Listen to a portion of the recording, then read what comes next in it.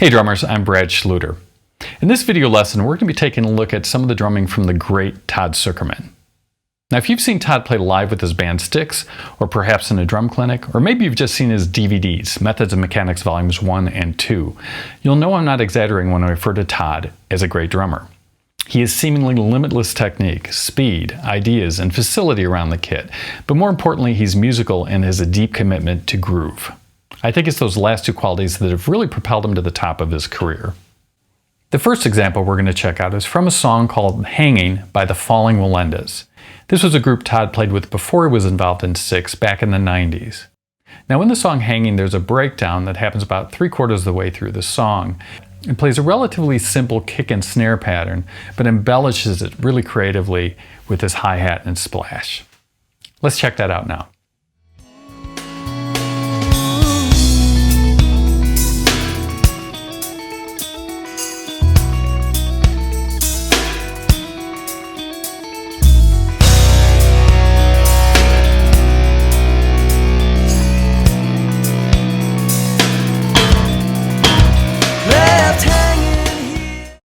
In order to learn something like this, you're going to have pretty strong double stroke rolls. In particular, Todd's using a lot of 7-stroke rolls as well as 5-stroke rolls. The first breakdown is basically going to be the pattern that occurs at the end of the odd numbered measures, measures 1, 3, 5, and 7. On count 4, he plays a loud snare note, followed by a 7-stroke roll beginning with his left hand, landing on his right hand on the beginning of the next measure.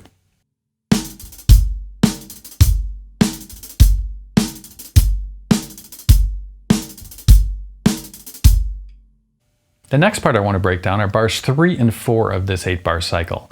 In this, Todd plays the basic pattern with an open hi-hat on count 4 of the second measure.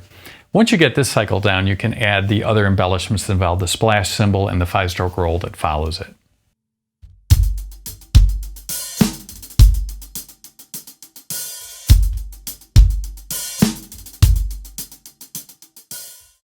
The next part I want to break down is the ear-catching fill that occurs in the 8th bar. And in this section, Todd plays a snare note on 1, a bass drum on the E of 1, the next snare is on the and of 2, followed by a bass drum on the of 2, and then a snare on the and of 3, and then 4 E and going to his high tom and a crash to leave the section.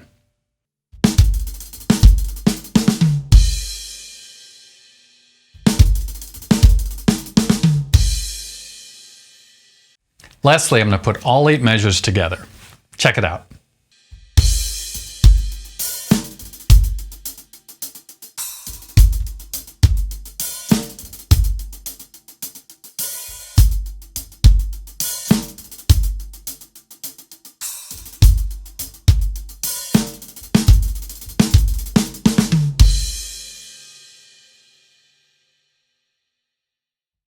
Our next example is off Styx's latest prog rock opus, The Mission. It's from the tune Overture, and in the middle of that, Todd plays a very cool, very fast, very tricky, and completely unique pattern that has a polyrhythmic feel against the quarter note of 3 against 2. Let's give it a listen.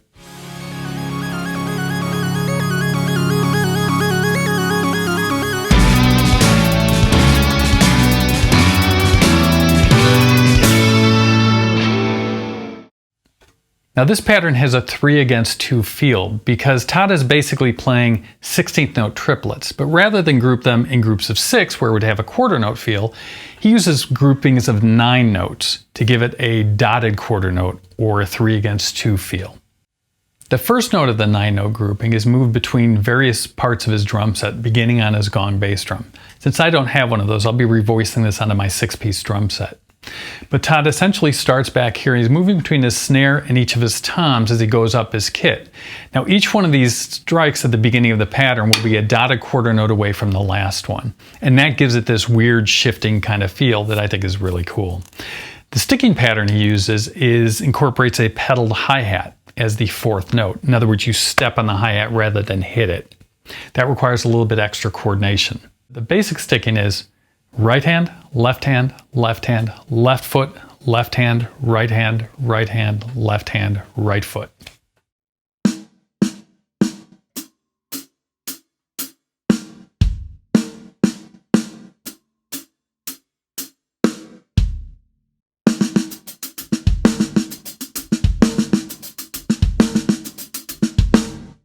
Another step you might want to take is to take that 9-note grouping and play 2 of them in a row, where you move between the tom and the snare.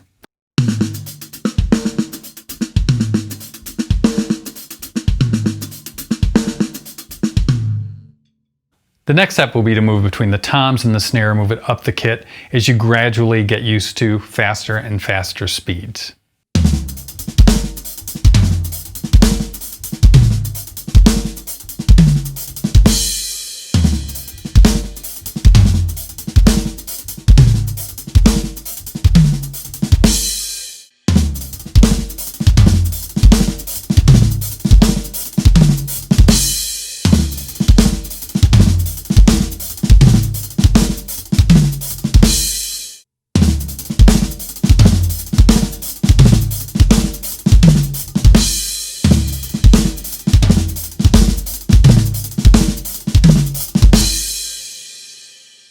Our next example is also from the following Wallendas. It's from a song called Lion on the Lamb. And about halfway through the song, the band breaks down and Todd plays this ripping fill to bring the band back into the tune.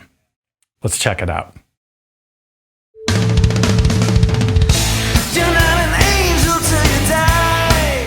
First time I heard this lick, I thought it was more complicated than it actually is. Once I broke it down and analyzed, I realized it was actually pretty simple. So it's perfect for intermediate level drummers. The basic idea here is that Todd is playing 4/2 as a sextuplet rhythm. And what I mean by 4/2 is he's playing 4 notes with his hands and 2 notes with his kick drum. So he's going right, left, right foot, all at the same speed. Let me demonstrate that slowly on the snare drum just so you understand that 4/2 concept.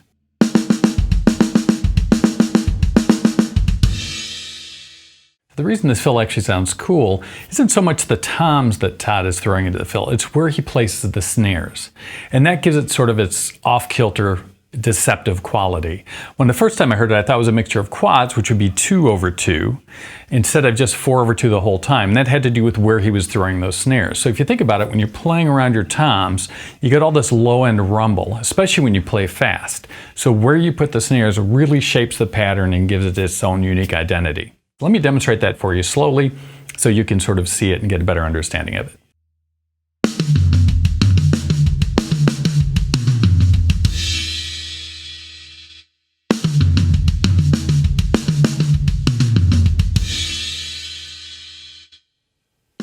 So the pattern really isn't that difficult. I think what makes it interesting again is that snare placement. I don't think the toms really matter. I think if you play in a bigger kit or a smaller kit and you put those snares in the same spot, it's essentially going to sound the same way, especially when you speed it up. Let's try that now. I'm going to play it at a slightly faster speed and then I'll go for full tempo.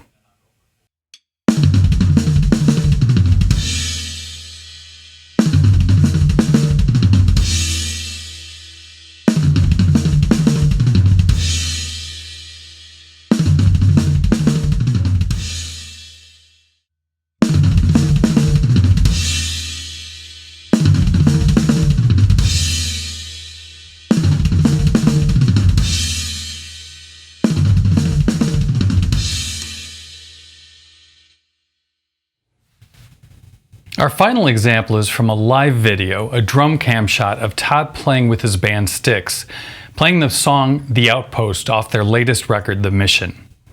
And in this live video, there's one part of the song where he plays this blistering fill that I was dying to figure out. Let's check it out.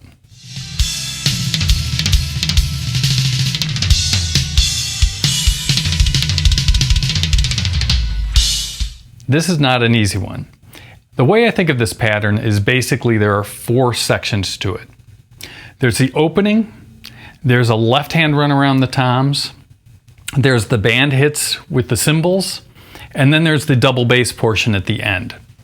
So let's start with the first part.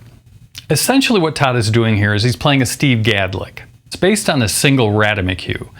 That rudiment is played right, left, right, left, right, left, right, left, right.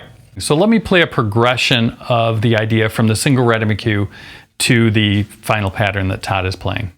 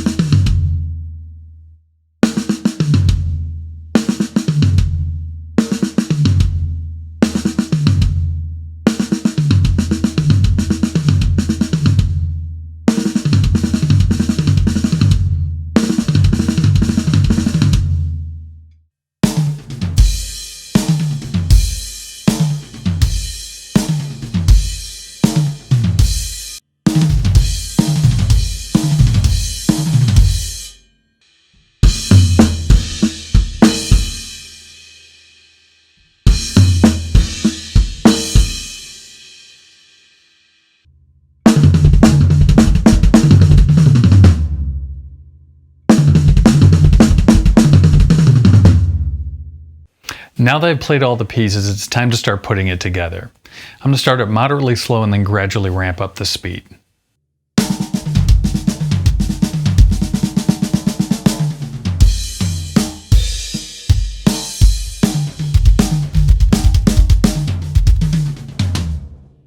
I'm going to try it a little bit faster now.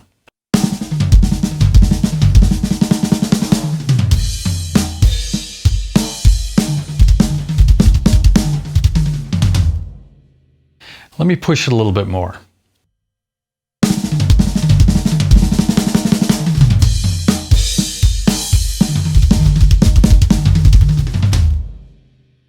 I'm going to try it at full speed.